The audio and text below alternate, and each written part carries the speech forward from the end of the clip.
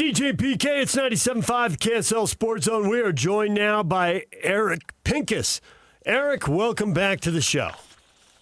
Thanks for having me. Happy to be here. As a national NBA writer for Bleacher Report, how blown away were you by the news the Lakers were getting sold?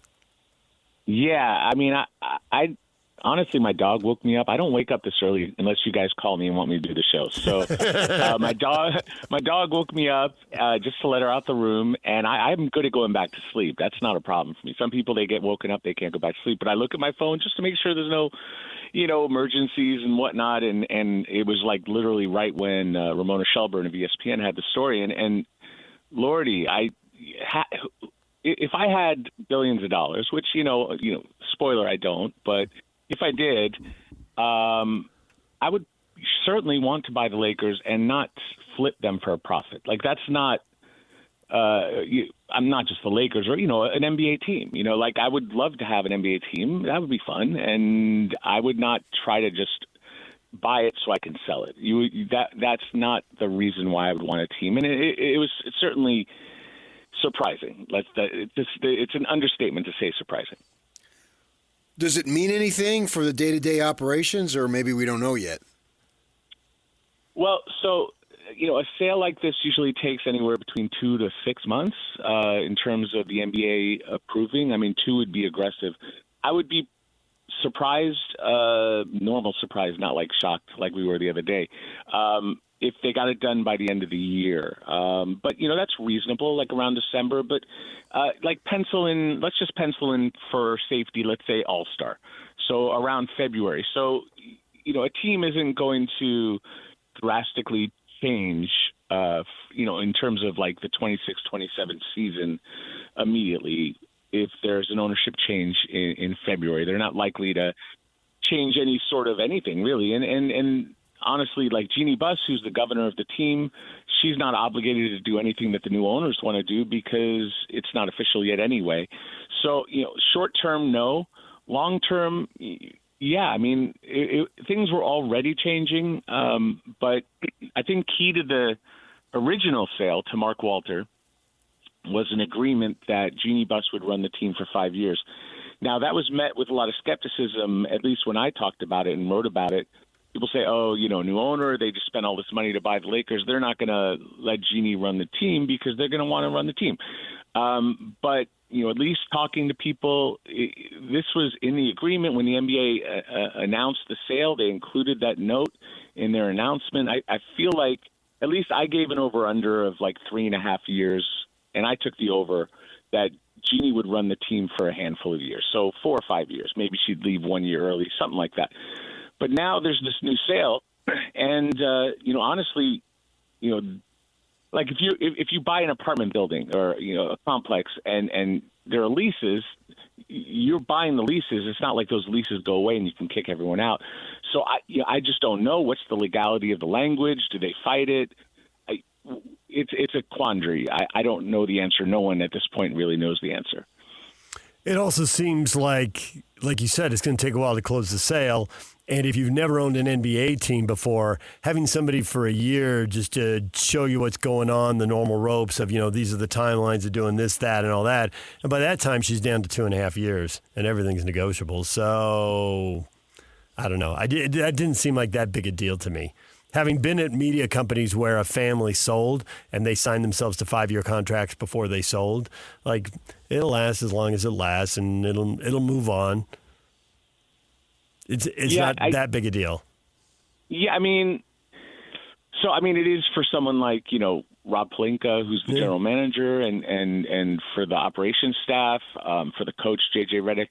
Like, normally when a new owner comes in, they install their own people.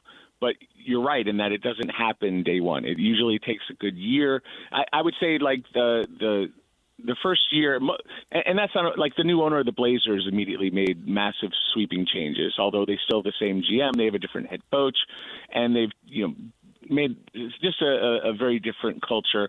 But yeah, usually it's a year of trying to figure out just the lay of the land. As you pointed out, like how does it function? Is it who's functioning well? But a lot of times they want to bring in their own basketball chief, the person who's going to make the primary decisions. And then, what we saw previously with the Lakers under Mark Walter is that the basketball operations staff didn't change, but they started to change over some of the business. They actually got rid of, I believe, 2 sections of media seating, which I'm not a fan of, but, I get it. Like, we had 108 and 114. I know 108 was gone for the playoffs, and I think they're selling them as seats. So, like, to raise more income, to make it more profitable, I get it. It's not my favorite aspect, but there are going to be changes. And is it a big deal? Well, I don't know. I would say that, the optimism on the Laker fan side of the equation with the Dodgers owner buying the Lakers is that the Lakers previously under the Buss family ran a pretty threadbare organization. And if you go back to Dr. Jerry Buss, who owned the team before Jeannie and passed it on to his family, he invested in players more than like infrastructure. Like that was his belief, that you pay the players. Jerry West infamously was not paid a ton of money, and that's ultimately why he left, or part of why he left. So the Dodgers, though, they spend top dollar. We're not going to get into the inequities of MLB, but they spend a ton of money and they win a lot of championships. So the optimism on the Lakers side is that the Lakers would become the Dodgers when it comes to building out a giant organization that does things very well. And now we have no idea what the character are of Jared Kushner and Bob Iger outside of their track records outside of sport. Yeah, and you mentioned Walter with the Dodgers there, and there's some issues with some loans and taxes and thoughts that, well, he had to sell it to take care of these other obligations that are forthcoming and all that, and possible legal proceedings. With all that said, how does that affect the Dodgers, do you think? Yeah, it's a good question. I mean, we can go into, lots and lots of conspiracy theories without any sort of actual information. But what we do know is that there is an investigation into some of all that you alluded to. And so, we could say maybe, obviously Kushner, Josh Kushner is related to Jared Kushner, who is the husband of Ivanka Trump, who is the daughter of the President of the United States. So, the conspiracy theories are going to write themselves, and I have no information. We can absolutely circumstantially make up something. I'm just curious to see, does the government, cease their investigation into this, or is this just a funding thing? We have no idea. But time is, is on your side in terms of telling the story. Eventually the truth does come out, or at least, some of the truths or part of the truth. So we'll find out. As far as the Dodgers, the Dodger fans don't want there to be any changes because they're, back to back and spending more money than anyone. And baseball's going into its own quandary of labor negotiations, and do they put in a salary cap and all that. We don't have any information at this point to say that, they've indicated this doesn't impact the Dodgers. So I don't like to take things on face value. I'm a journalist. That's like literally kind of the opposite of what we do. But in the short term, without any additional information, I'll take it on face value. There was a stretch where the Lakers were in the NBA Finals from like 1950 to 2010. They basically went to half of the NBA Finals. I mean, it was just amazing how often that club was showing up at the end. Now we've had about 15 years here where they've only been a couple of times. Do you have any sense with this new ownership if they can get back to being the Lakers and being dominant, or if this is good news for everybody else in the West who dreams of going to the NBA Finals and winning a trophy? Well, the NBA system is, not based on just who spends the most money. If so, like the Clippers would always win. But, the Warriors were also a team that spent the most money over the last, 10 years or so. And, basketball is so unique in that it's really, if you have the best player, or at least a top 5 player on the planet, you're likely to be at least in the running for a championship team going to the finals. So the Lakers had Magic Johnson, Kareem Abdul-Jabbar. They had Kobe and Shaq and Kobe and Pau. and then obviously, getting LeBron James. But they got LeBron James later, much later in his career, although, he's still 41, almost 42, and still pretty spectacular. They have Luka Doncic, and so Luka is among the top 5 talents in the league, and we could debate that and argue it. And if someone wants to say he's top 10 and not top 5, fine, but I would have a hard time finding someone to say he's lower than 10, at least offensively. He's not like this lockdown defender, to say the least, but he's an incredible scorer. So that they have that player suggests that they have an opportunity to stay at this level. But we're seeing parity. We've seen parity for about 8 years, which predates the current CBA with the aprons.